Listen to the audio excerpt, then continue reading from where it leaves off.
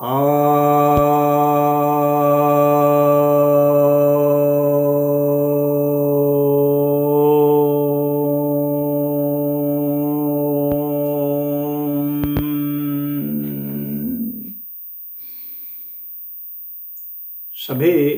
भक्तजनों को सप्रेम नमन।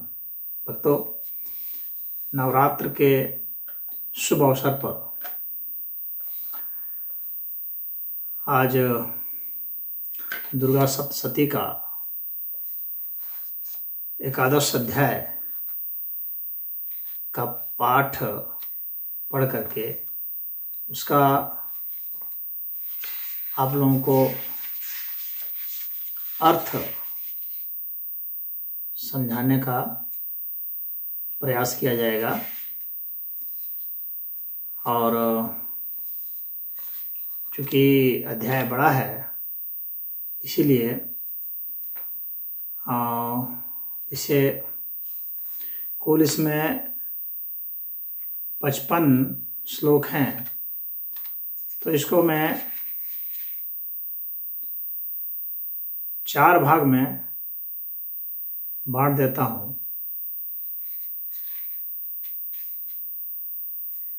तो सुविधा रहेगी। वीडियो भी लंबा नहीं होगा और बातें भी आसानी से हो जाएगी। एक साथ होने से तो वीडियो बहुत लंबा हो जाएगा। अथ एकादशो अध्यायः देवताओं द्वारा देवी की स्तुति तथा देवी द्वारा देवताओं को वरदान। ध्यानम, पहला जो है शुरुआत जो है ध्यान से होती है। उसमें देखिए यहाँ पर इसमें ध्यान में क्या बताया गया है। ओम बालर विद्युतिम इंदु किरीटाम तुंगकुचाम नयनत्रयुक्ताम स्मेरमुखिम वरदांकुश पाशाभीतकराम प्रभजे भुवनेशी। जिसका अर्थ है कि मैं भुवनेश्वरी देवी का ध्यान करता हूँ। उनके श्री अंगों की आभा प्रभात काल के सूर्य के समान है और मस्तक पर चंद्रमा का मुकुट है। वे उभरे हुए स्तनों और 3 नेत्रों से युक्त हैं। उनके मुख पर मुस्कान की छटा छाई रहती है और हाथों में वरद, अंकुश, पाश एवं अभय मुद्रा शोभा पाते हैं। अब इसको थोड़ा सा समझ लेते हैं कि यहाँ पर देवी भुवनेश्वरी अर्थात पूरे भुवन अर्थात सभी लोगों की, जितने भी लोग हैं इस अस्तित्व में, सभी लोगों की जो देवी हैं यानी जो शक्तियां हैं, उन सभी लोगों की जो शक्तियां हैं उसका नाम क्या है? भुवनेश्वरी।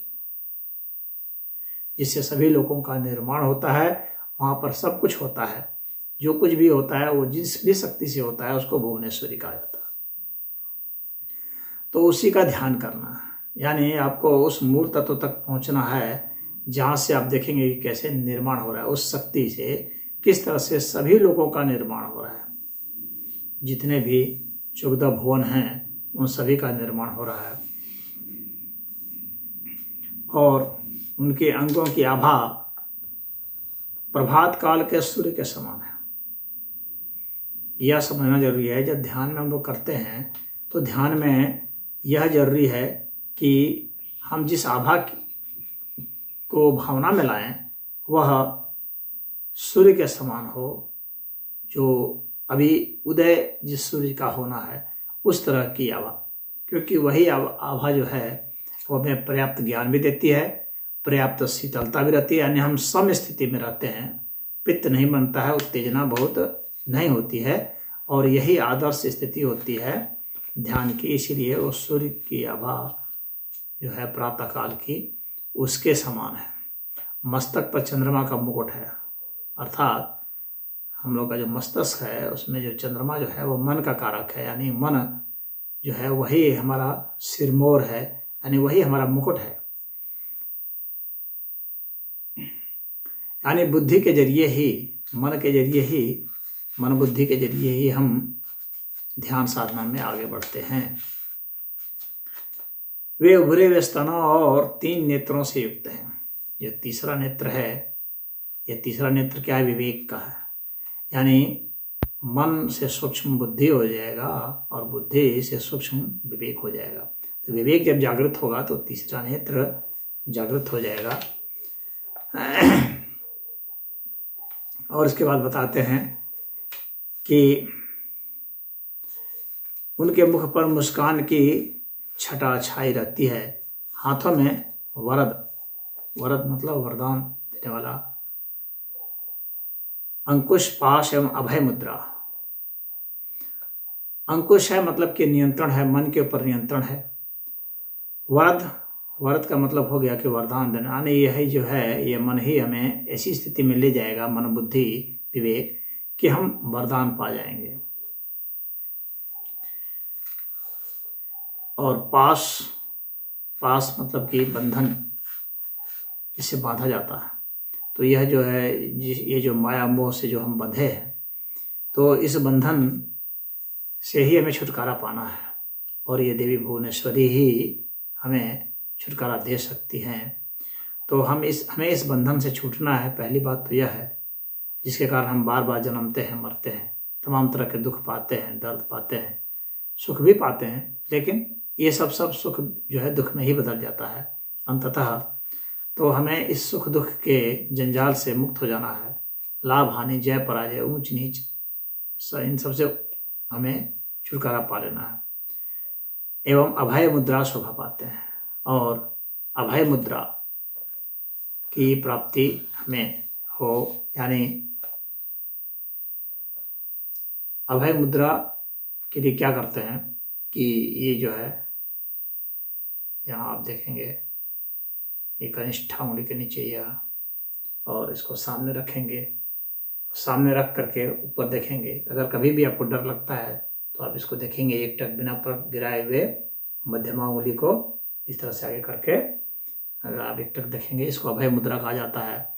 तो इस अभय मुद्रा से जो है आपके भीतर में अभय की स्थिति आ जाएगी, निर्भय हो जाएंगे आप, भय समाप्त हो जाएगा। तो ध्यान से और अपने में अंकुश हासिल करके, अपने मन बुद्धि पर अंकुश हासिल करके, इस दुनियावी जाल से के बंधन से मुक्त हो करके हम विवेक के नेत्र से जब ध्यान साधना में बैठेंगे और मन का, बुद्धि का, चित्त का हम अनुसंधान करेंगे, तो हमें भुवनेश्वरी देवी की कृपा प्राप्त होगी और उसके कारण ही हमें अभय मुद्रा को प्राप्त हो जाएंगे। यही इसके ध्यान का अर्थ हुआ। हरि ओम।